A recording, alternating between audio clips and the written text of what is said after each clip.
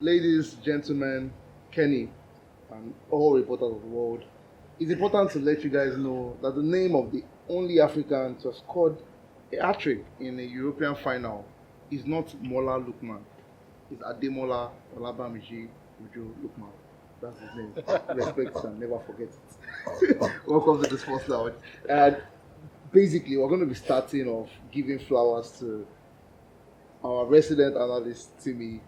I mean, you see his tweet in a bit, but how does it feel to have a player who you've always adored, admired, put up a performance like that when the stage and the lights is so bright? You see, thank you. I mean, to be honest, because this is someone I've followed for the past 5, 6 years. I mean, you know that now. Yeah. And like I was speaking with Cerebron earlier, sometimes you just find yourself in tough situations, where you can't show what you're capable of, and it can really get unfortunate. But I mean, that's part of life. Sometimes you have to go back to go forward, and that's what he has done. These things going to Leipzig, Fulham, Leicester. And someone really close to me once said, I mean, it's the courage to continue that truly defines you as a man. You get, and it's that fortitude. Yeah, probably. Yeah, it was. Yeah.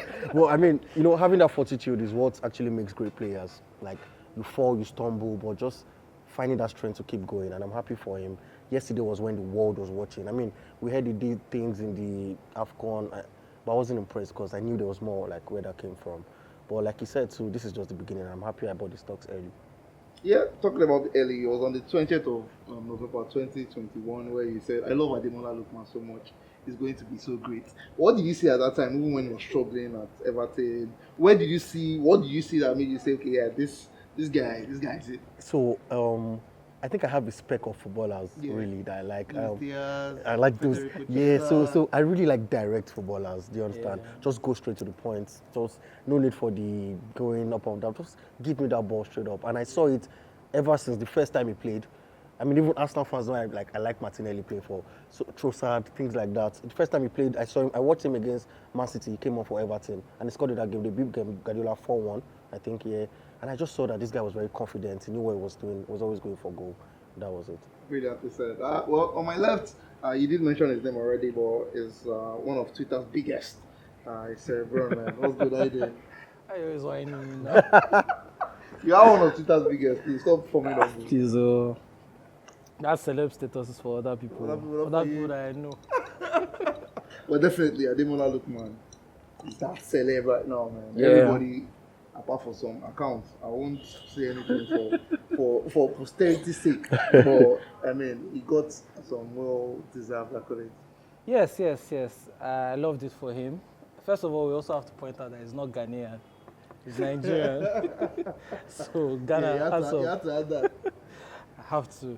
But it's always good seeing Nigerians shine on the world stage and doing things that are unprecedented. And I was blown away yesterday. I was blown away. The second and third goals were just... Man, that third guy had to shout. Like, what? Because again, he was on his left. And of course, you probably as a defender, you think you've dealt with the threat. You would probably not do anything. That was even the worst. He almost killed the keeper. And it was just beautiful to see his family as well. And just that's coming from wherever he came from. All the clubs, journeyman. At some point, people really didn't send him anymore. And to be able to get here and do what he has done, I think it's remarkable. It's incredible. What's the message in there? Never stop. Because I suppose that I've never stopped, but they've still not got to where they're meant to go. But. For those people, they have to know where to stop. You have to know where to throw the towel. I mean, but if you're a footballer, you still have age on your side. I mean, but if you have reached 30, please just stop. Just stop. All right, let's talk tactics. And there are people that believe that Xhaka didn't do so great in terms of leading the likes of Boniface, Sheik, and the others on the bench. Xabi. Xabi Alonso, yeah. How did you see that game? And was it just a case of Gasperini saying, "Come, Xabi, I know you've done well, but sit down. Let me show you." Well, I think that a lot of things happened at the same time. Gasperini, obviously the superior tactician, on the night and in general, because I mean we know that Xabi is still learning, right? But also on Xabi's part, there was no reason to leave Boniface on the bench. No reason whatsoever. Maybe he was trying to be a bit too clever and all that. And Gasperini read him like a book. And also it just feels like he didn't do his own homework on Gasperini and how he dealt with Liverpool. But that's the thing, you know, with managers like Gasperini, with teams like Atalanta, you tend to underrate them because you think, oh, it's Atalanta. So maybe you don't do enough work in figuring them out. And also evident that Gasperini had him figured out. Like from the first 10 minutes, you could see it that these people are not going to, you know, let you just walk away here with your unbeaten record. But also, Gasperini reacted as well to Xabi's subs. Xabi was making subs from halftime. Gasperini is already anticipating what Xabi is going to do. And then on top of that, Bayer Leverkusen players were not, I don't know whether it was the nerves, but playing in finals is very, very hard, to be honest. It was the nerves, but they couldn't even get the basic things right. Grimaldo couldn't even cross a proper ball anymore. Like, it was like the nerves got to them. Maybe they also expected to have it a bit easy coming to that final because it's Atalanta, it's not Liverpool. They are coming to play or something, people with names. So you probably think you're just going to come here and just do what you've always done. But again, also, Xabi has been getting away with certain selections that just like, hey, and when you keep getting away with things like that, one day, it will catch you. You know, like it caught Luis Enrique.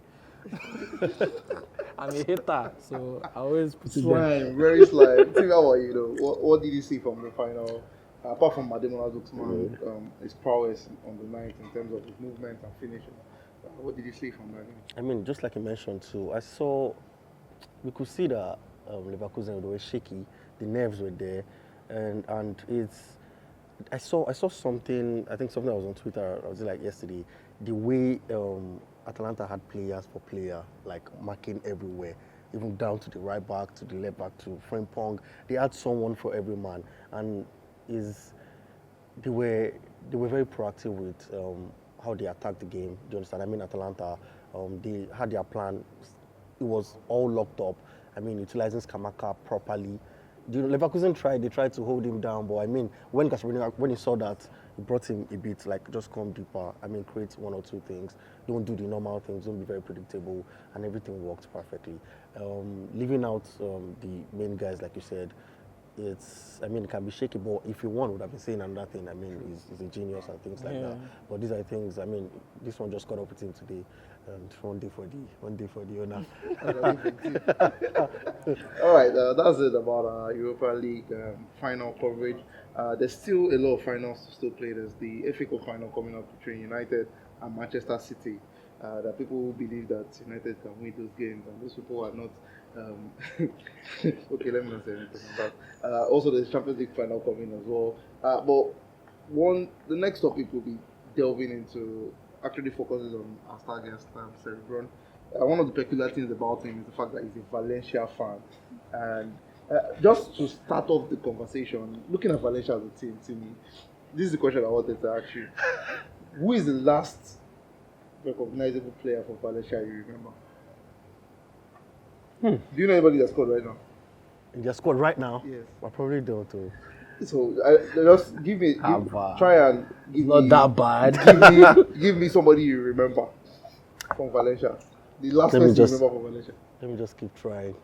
It was this guy in Valencia, Sola. Yes, Is it PSG now? No, was he? I'm saying was, not now. That's the last person you remember, right? Probably, man. When did Casola leave Valencia? 2 years ago. Okay, try it now. That's the point of the conversation, because you look at a Valencia team and it's almost unrecognizable. So, Sherman, I just want to, thank God there was someone that actually answered. The last person you remember was 2 years ago. And this Valencia team that had household names, Villa, Silva, Mata. What was going on? Peter Lim doesn't like us. I think he has a grudge against Valencia fans. We've been protesting for 10 years now. But we're still protesting. Once again, we've missed out on Europe. He doesn't want to sign players. And I'll tell you, there are two ridiculous things that have come out about Peter Lim's vision for Valencia. The first is that he had Gary Neville. Gary Neville said it himself. That Talim approached him and said, come and coach my team. And I was like, I don't want to coach. And Pitalim begged him to take the job. And the reason was that this was December 2015. And Pitalim told him to take the job because if he had hired a real coach, he would have had to sign players in January. And the coach would have asked for that. Because obviously the team was dire at the time. And so Gary took the job so that he wouldn't ask for players. And let me tell you what now happened in January of 2016. We had 2 left backs. And they signed another left back. And then loaned out probably our most creative player at the time, Rodrigo De Paul, who was not even getting game time. And they loaned him to Argentina and signed another left back. So we had 3 left backs. And 2 of them were useless. You wanted to be left back. I was left back because after that it was terrible, you know. And that's one. Another time was when he did an interview where he talked about Valencia. And he said the reason why he bought Valencia is so that he can be having dinner with sheikhs and rich club owners and be among. That's why he bought Valencia. Like, seriously, that's why he became the majority shareholder. He just wanted to catch trips and do vibes. He does not want to sign players, ever. I kid you not. It's not even a joke. Like, when he fired Marcelino in 2019, it was because he told him to prioritize the league so that he can qualify for Champions League, that he should bench players in the Copa games. We're already in semi-final. He said he should bench the key players and play rubbish players. And then we now went to win it. He was not angry. I never see this one before. He was angry. And Marcelino could not understand. And then Marcelino said something in a press conference. And that's another thing about Lim. He has a huge ego. If you want to get sacked, just go to a press conference and say rubbish. And that's what he did, Marcelino, and he got fired right after. Then, Javi Gracia, when we hired him as coach, Gracia came in, and there were promises of going to sign players for you. By the end of the window, he looked at his team and was like, I thought you said you were going to sign. He wanted Etienne Capoue and a bunch of players. This guy did not sign them. Then he now said he wants to leave. They now told him that if he wants to leave, he will have to pay 3 million to the club. So he didn't have 3 million to pay. So he stayed and started sabotaging the team because he was tired and he was angry. And Gracia lasted about 9 months. And it's the reason why we lost Kangin Lee. Because Kangin was the star boy that Lim wanted to make money off. So he wanted him to play. And Gracia refused to play him, as part of his fight. And in the end, Kangin said, okay, thank you very much. I'm leaving. I can't do this. So he didn't sign a new contract. And that was that. So all in all, we have an owner that does not care about the team, does not want to sign players. We even battled relegation last season. Like, we escaped in the last 15 minutes of the season. Do you know how crazy it is? Like, I thought we were going down. And what happened was they brought youth players to come and play. And those are the guys that helped us to survive relegation. Alberto Marie, Javi Guerra. And now this season, we have a 19-year-old centre-back who has played the most.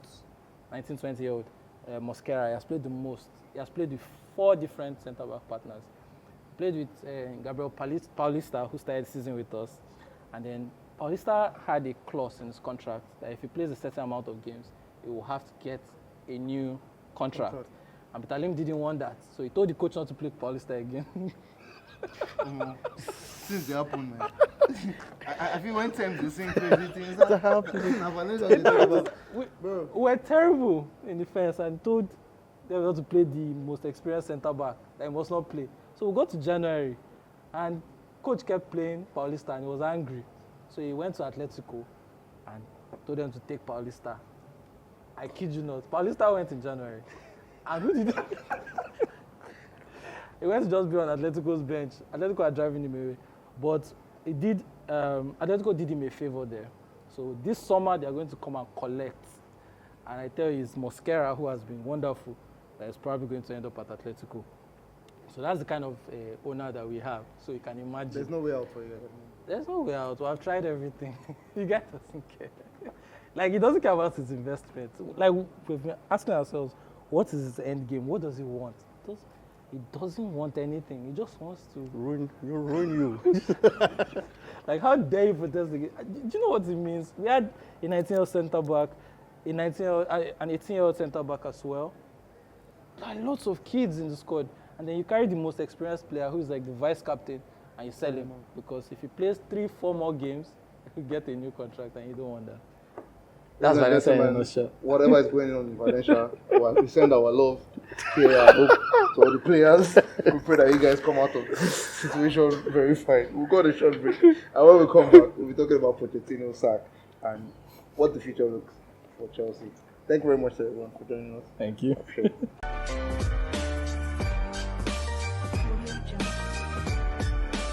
Welcome back. I still got Timmy here with me, who is showing his flexibility, just like Ademola Lookman, using his left or right. Normally, Timmy's on the left, but he said Timmy's going to be on the right. I shine anywhere he puts me. But now we've got a very special guest. We call her the baby of the house, but she's really no baby. One of the biggest influencers on Twitter, football Twitter actually. She's got her own pod, Sideline Insights. I've not really had a chance to tell you, but I'm really proud of you and what you're doing in that space. Is that Kofo, how are you doing? I'm fine. Thanks for the acknowledgement, and the baby has grown now. So. Interesting. How has it been doing the podcast basically? Just share us a little something. I mean, just interesting to see people follow a small girl, not small anymore, a girl just do her thing about football and see a lot of support. And I'm really proud of myself, to be honest. You should be, because this kind of journey takes a lot of determination, grit, because sometimes it can be very lonely, but they see you pushing out there. So proud of you. So much. All right, to go into our next conversation and the last one before we call today wrap, Pochettino got sacked just it's not even up to a year since he signed for Chelsea, and it's caused a little bit of shock, surprise for some Chelsea fans. Some expected it, while others said it didn't seem like a good idea because Chelsea was just seeming to get their pattern. And we had this conversation last week, Timmy, when we spoke about whether Enzo being unavailable led to that. But I'm going to come to you straight up, Kofo. And I know you're happy about the decision, but what do you have to say to those Chelsea fans that feel like it was a rush one, and due to the names that are being called outside, you guys should have probably managed Poch for another season? I feel like everything up now, Chelsea fans crying, the false outrage, very, very false. They're just angry about the replacements. If you get the replacements right and your team is balling, nobody remember Pochettino. I mean, they remember when Arsenal beat us 5-4. Remember when we lost 4-2 under Poch with Wolves at home. Remember the 2-1 dreadful loss at Old Trafford. Remember 4-1 at Anfield. Don't remember the good days. Just because of 5 win runs like to the end of the season. That's why everybody's shouting, and because of the replacements we are seeing right now. But I'm just really glad Poch is gone, to be honest. I'm just very glad. So, I mean, in your own thoughts or analysis, who, out of the names that are being called, who do you think is most suitable to Bamiji, see, everybody that has asked me this question, telling them it's not my job. I don't know. I'll allow this person directors do their thing, because it doesn't matter who I call, they will appoint who they want to appoint. I'll just hope for the best. All right, interesting. Timmy, for you, how did you feel about the news when it came out? Were you indifferent? Were you sad? So I think sad. I think I was disappointed. Do you understand? Because it's the same thing over and over again. You get I mean, last season you can't say you're a new board or these are new owners anymore. You had the chance to get it right this time. You had the chance to build that project this time. You took your time after the whole Potter thing, brought Lampard. Now you took your time, you got someone. You gave me a 2-year contract, I think. At least the best you could have done is let him use the extra year because of, I mean, people will say the last games were fluke or the teams were bad or they were already relegated. But those are the games that you actually need. I mean, we drew with Sheffield, Burnley. These are teams, I mean, Fulham got 4 points off Arsenal this season. So these are the teams we actually still have to beat. So for someone to have, I was starting to see, like, I mean, just can be maybe a pattern or something. I was starting to see our players get to their, I mean, what they can do. I mean, Madueke, Caicedo and the likes. And I just felt it was probably wrong timing. Maybe you could have started the season and then maybe you cut him, maybe if he's losing or you don't see that streak anymore. But that's why I was disappointed, really. I just felt we are starting afresh again. Can go two ways. Either we start bad or the person just takes up from how good he has been.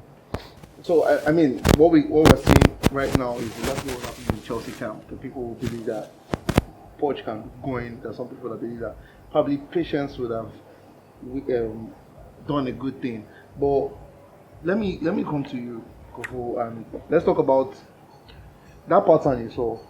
Yes, let's say it's the last 5 games. I'm part of the people that say this, that out of the 5 games, only 1 or 2 teams were the teams that were playing, that had something to play for. But still, he did look good. I was really impressed with Caicedo. Did that show you that Caicedo can't play with Enzo, or it was just Poch not doing the right thing? Okay, people can say that it's Enzo's fault that we are not winning, that we're not winning. And I know I'm a big Enzo fan girl, and I'm not just saying because I'm a big Enzo fan girl. I feel like Poch cannot play the midfield 3 of Gallagher, Enzo, and Caicedo together. Gallagher is not an AM. He does not have the passing. You see when Palmer plays AM, Gallagher does not have the same vision Palmer plays in that system. And even though I've said that, I don't think Palmer is as effective at AM than when he's at right wing. But he grew into that position. He adapted to the role and did it perfectly well. Gallagher has been misprofiled by so many managers, but I think he balled in a 4-3-3 at Crystal Palace. That boy is a box-to-box. Even Tuchel said it. He's not supposed to be playing AM for us. So you are playing a midfield 3 of Gallagher, Enzo, and Caicedo. It has to be in a 4-3-3, not in a 4-2-3-1. It will not work. That's Poch's fault. So it took Enzo's injury for Poch to realize that Gallagher cannot play AM for us. And at the point, even Enzo was playing AM, when Gallagher was playing CM. It cannot work. So can Caicedo, Enzo, and Palmer AM work? Yes, it worked. Can it work? See, Enzo, I don't believe in that guy, man. Team is 18. Team is 18. Team is 18. Anything that will make Gallagher be in that team, I'm not taking it. I'll be here when he's sold. Gallagher must be. But I mean, I see like a lot of Chelsea fans they're not like his biggest supporter or anything, but he's a footballer I really like. He gives everything. He gives everything on the pitch, and it's hard to get those kind of players these days, especially with those type of longs. It's the kind of players Newcastle signs. Just and you keep running, you keep going, and I mean, I'm grateful for him for now. Brilliantly said. Oh, that's it. Whoever Chelsea is going to sign, we don't know, but it's this is one part that I felt confused about, because this is Chelsea's heritage. Sacking managers shouldn't be a big issue for you guys. You do this regularly. You do this every other. But you know that Roman will not sack Tuchel and appoint Potter. That's the problem. The sacking is not the issue. The replacement. Who are they? Who is coming in? Are we going to get it right? Time will tell. Time will definitely tell. We just have little time now for predictions for the FA Cup final. I know both of you, none of you would say United is winning. So, how many is City winning by? Why are you laughing? Am I lying? Okay, no Gundogan, no Maguire. Just 3-0. How about you, Kofo? God, I know if I predict against City, might come to pass and United will win. Chelsea 3, Kofo 3. I mean, I don't want to go and play Conference League, but I'm taking 2-0 to City, Sha. 2-0 to City.